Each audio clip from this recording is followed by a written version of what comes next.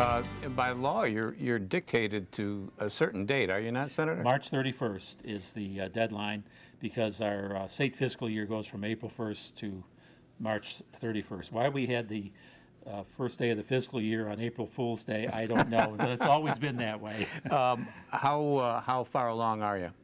Well, every year is a bit different. We got some tough issues in this budget. Medicaid overspending, and I would say some mismanagement in the program has resulted in close to a $6 billion deficit that we need to deal with. And obviously, I want to balance our budget without resorting to new taxes and fees, because they're already too high here in New York State.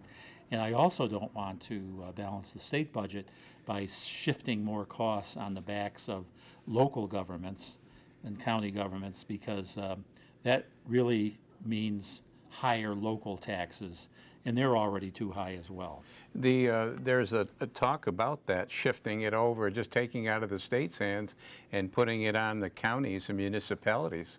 Well, that's one of the governor's proposals, that if the growth in the Medicaid program goes beyond 3% in any given county, then that county would have to pay for these increases in the Medicaid program, which would be a real burden for our county governments. The governor has appointed a committee, has he not, to try to handle this Medicaid question? Right. It's a Medicaid redesign team.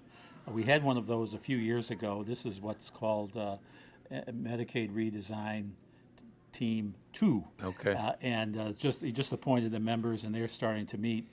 He's looking to have that group come up with $2.5 billion of savings in the Medicaid program. Now, there's got to be, in a program that size, there's got to be ways that we can provide the care that for those that are eligible and need the services.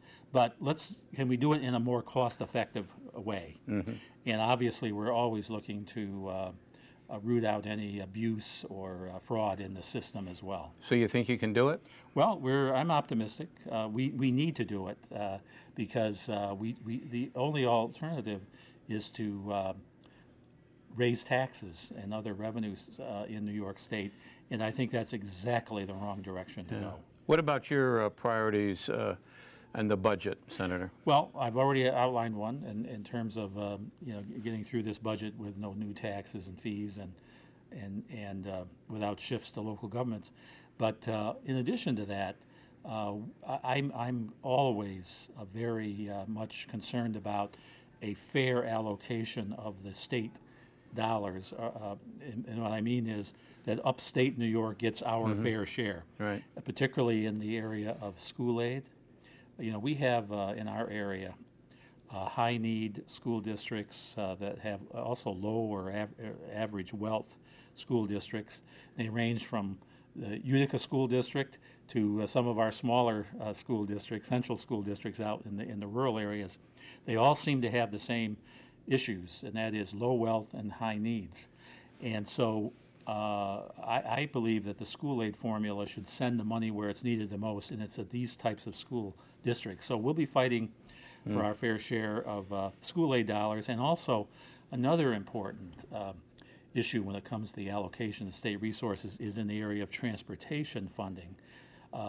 The governor's budget includes a $51 billion program for the MTA down in New York City, the mass transit system in New York City and the surrounding counties there.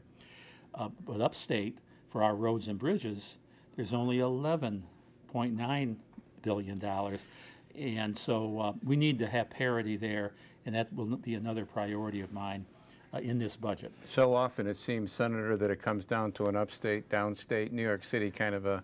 Yes, we talk about Republicans and Democrats in terms of partisanship, and obviously there's some of that here. But in a state like New York, a lot of the division is geographic, upstate versus New York City. Let me ask you a question. Please be self-serving on this. All the years you've spent in the Senate, what makes you the proudest of 34 years? Well, there are a number of things that I'm very proud of.